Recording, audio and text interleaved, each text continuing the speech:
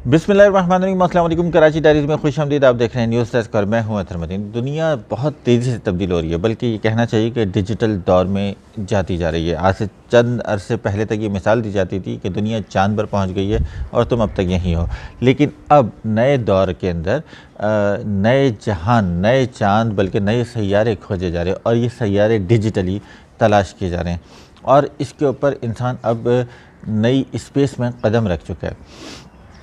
और हम पत्थर के ज़माने की तरफ जा रहे हैं। एक तो हम सड़कों से, हम बल्दियाती मसाइल से, हम टूटे हुए जो रोड्स हैं, हम गटर लाइनों से, हम इनसे नहीं निकल पाए। हमें अभी भी गैस की बंदिश और बिजली की परेशानी, पानी के मसाइल का सामना है और दुनिया इस वक्त बहुत आगे निकल चुकी है।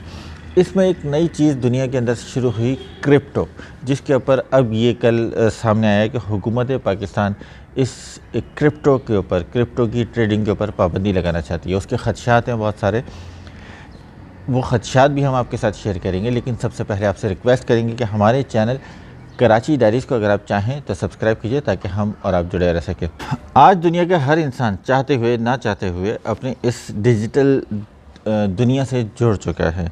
वो उसको पता है या नहीं पता, लेकिन वो इस दुनिया का हिस्सा बन चुका है। बैंक बैलेंस हो गया आपका, जो पेमेंट्स हो गई वो ऑनलाइन हो चुकी हैं। इसके अलावा आपके शनाख्ती कार्ड वो डिजिटल हो चुके हैं। आपका बर्थ सर्टिफिकेट, वो नंबर डिजिटल हो चुका है।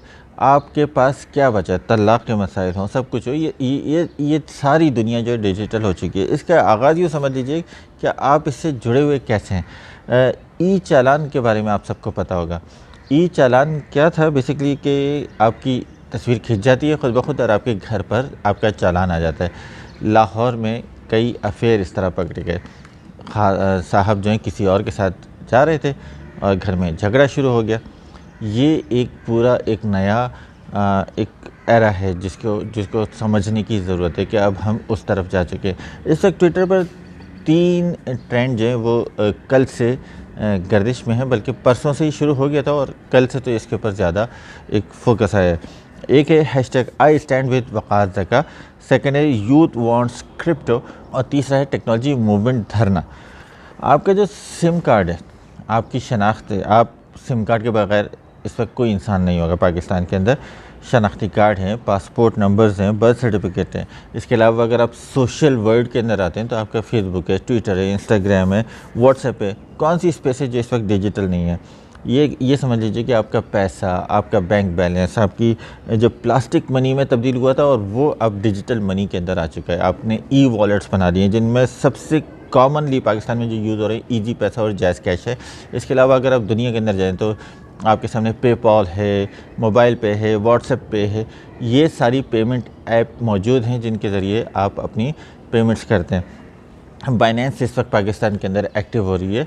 बाइनेंस के ऊपर जो है क्रिप्टो की ट्रेडिंग की जाती है और उसके ऊपर आपका सारा बैलेंस रहता है। वो विद इन नो टाइम आपके बैंक अकाउंट के अंदर पैसे भेज देता है। तो ये ऑनलाइन जो करेंसी की ट्रेडिंग है, ये सारी इस वक्त बड़ी तेज़ी से हो रही है। पूरी दुनिया इसके ऊपर कर रही है। हुकूमत को क्या है, दहशत गर्दी का ख़दशा है, मनी लॉन्ड्रिंग का ख़दशा है या गैर कानूनी जो फाइनेंसिंग है उसके मसाइल हैं। तो बेसिकली ये देखिए, दहशत गर्दी के जो मसाइल हैं वो कैश से जुड़े होते हैं, क्योंकि वो ट्रेस नहीं होना चाहते ये लोग जो हैं।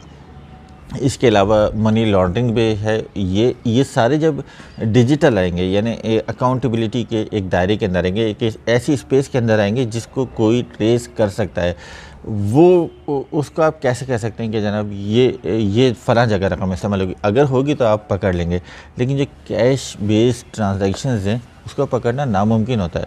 आज भी पाकिस्तान के अंदर हर बैंक में हर शॉपकीपर जो है वो एक जाली 2 नंबर स्लिप बना के तो आपको दे देता है, लेकिन उसका रिकॉर्ड क्या वो वहाँ प्रोवाइड करता है गवर्नमेंट ऑफ पाकिस्तान को? ये एक बहुत बड़ा सवाल है। तो इससे दूसरी जो राय मिलती है वो ये है कि वो अपना पैसा बचाते हैं, टैक्स बचाते हैं।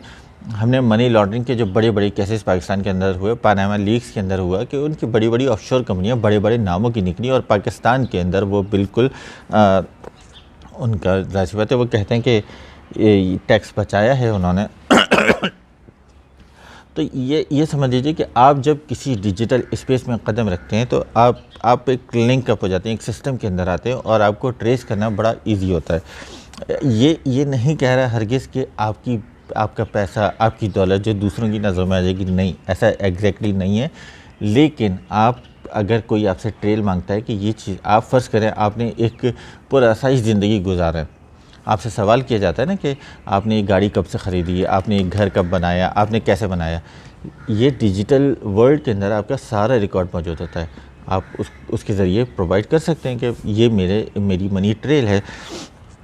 آپ یہ سمجھ لیجیے کہ جب آپ کے پاس اسمارٹ فون ہے، آپ لوکیشن آن رکھتے ہیں، میں نارملی اپنی لوکیشن آن رکھتا ہوں، اور میں کہیں سے بھی آتا ہوں، 1 دن بعد 2 دن بعد، ایسے بہت سارے لوگوں کے ساتھ ہوتا ہوگا، گوگل مجھے میسج کرتا ہے کہ آپ فلاں جگہ گئے تھے، کیسی جگہ لگی، فلاں جگہ گئے تھے، کیسی لگی۔ اور اتنا ہی نہیں ہوتا، گوگل کی طرف سے ایک میل آتی ہے کہ فلاں جگہ آپ کی جو ٹائم لائن ہے وہ مسنگ ہے، اس کو ذرا چیک کیجئے، 3 بجے آپ یہاں موجود تھے۔ وہ میں اگر کسی دوست کے گھر پہ گیا ہوں، میں اس کو چیک کروں گا، اور پھر میں اس پہ، یہ میرے پاس آپشن ہوتا ہے کہ میں اس کو لکھ دوں فرینڈس ہوں، تو وہ آپ پہ گوگل آپ کو ٹریک کر رہا ہے، آپ کو ایک پورا ریکارڈ آپ کو پرووائڈ کر رہا ہے، آپ یہاں گئے تھے، آپ یہاں گئے تھے، آپ یہاں گئے تھے، آپ نے یہ کھایا، آپ اتنی دیر یہاں ٹھہرے، سب بتا رہا ہوتا ہے۔ تو بالکل اسی طریقے سے آپ کے اندر ہر قدم، ہر ٹرانزیکشن، ہر عمل جو ہے وہ ریکارڈ کے اوپر آتا ہے، ایک ایسی ورچوئل ورلڈ میں کہہ لیجئے، تو یہ سارا کچھ ٹریس ہو رہا ہوتا ہے۔ تو کیش کے اوپر یہ ساری چیزیں پاسبل نہیں ہیں کیونکہ آپ خود کر رہے ہیں، لیکن جب یہ ریکارڈ کے اندر آ جائیں گے تو یہ ساری چیزیں پاسبل ہو جائیں گی۔ اس وقت انڈیا کے اندر بھی اس کے اوپر بہت بڑا کام ہو رہا ہے، ملینز کے اندر لوگوں کے اکاؤنٹس ہیں۔ تو یہ سمجھ لیجیے کہ بھارت اس وقت جو ہے 1.5 سے 2 کروڑ لوگ جو ہیں وہ اس مارکیٹ کے اندر انوالومنٹ، ڈیجیٹل مارکیٹ کے اندر، ڈیجیٹل کرنسی کی مارکیٹ کے اندر، وہ کرپٹو کے اندر، ایتھیریم کے اندر اور دوسری جو کرنسیز ہیں ان کے اندر بزنس کریں، ان کے اندر ٹریڈنگ کریں، اور بھارت کے اندر بھی اس کے اوپر پابندی کے بادل منڈلا رہے ہیں۔ لیکن ان کا جو $6 ارب کا ان کا ٹریڈ والیوم ہو چکا ہے، جو کرپٹو کے اوپر ٹریڈ والیوم ہے بھارت کا، وہ ہے $6 ارب۔ دنیا میں یہ کاروبار کا حجم جو ہے $370 ارب پہ پہنچا ہوا ہے، اور جاپان اتنا چھوٹا سا ملک ہے، اس نے ٹیکنالوجی میں سب سے آگے، اور اب وہ ڈیجیٹل ورلڈ میں، ڈیجیٹل کرنسی کے اندر بھی سب سے آگے پہنچ چکا ہے۔ $50 ارب کی ٹریڈنگ ہو رہی ہے۔ فرض کیجئے $50 ارب کے اوپر جب آپ ٹیکس کلیکٹ کریں گے تو کتنا ہوگا؟ یہ جو ٹیکس کے لیے آپ مارے پھر رہے ہوتے ہیں، آپ اس کو کھول دیں گے تو آپ کے لیے بڑا آسان ہو جائے گا۔ سندھ ہائی کورٹ کے اندر ایک پٹیشن تو دے دی ہے آپ نے، جس کے اندر آپ نے کہا ہے کہ حکومت اس کے اوپر پابندی لگانا چاہتی ہے، تو عدالت نے کہا ہے 3 ماہ کے اندر بتائیں پابندی کیوں لگا رہے ہیں، آئینی کیا پہلو ہے اس کے اندر، اور اگر آپ پابندی نہیں لگاتے تو پھر لیگل فریم ورک بنا کے دیں۔ یہ گورنمنٹ آف پاکستان نے اس کے اوپر کیا ہے۔